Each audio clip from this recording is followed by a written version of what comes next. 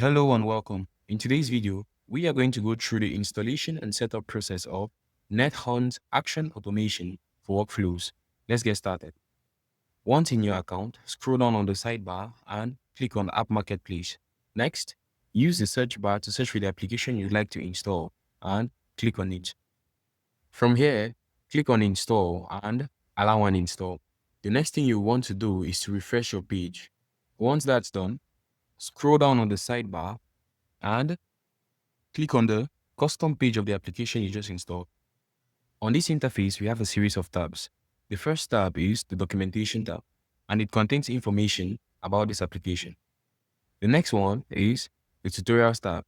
This tab contains videos and smart cues that will help you get the necessary credentials when trying to set up the application. Next is the setup tab, and this is where we set up the application. To set up the application, start by clicking on Start Setup. From there, head to your NetHunt account online and click on Settings.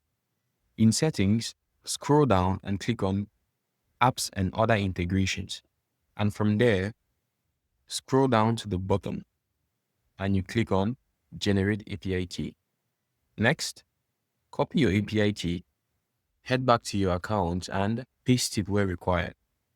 And give it the email address where required. Then you click on Complete. The application has been set up successfully. The next tab is the Support tab, where you can create tickets or book calls with our support team anytime you have an issue.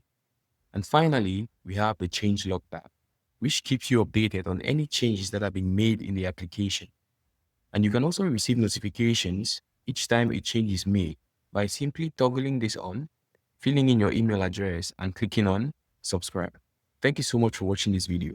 Don't forget to share and subscribe for more content. See you in the next video.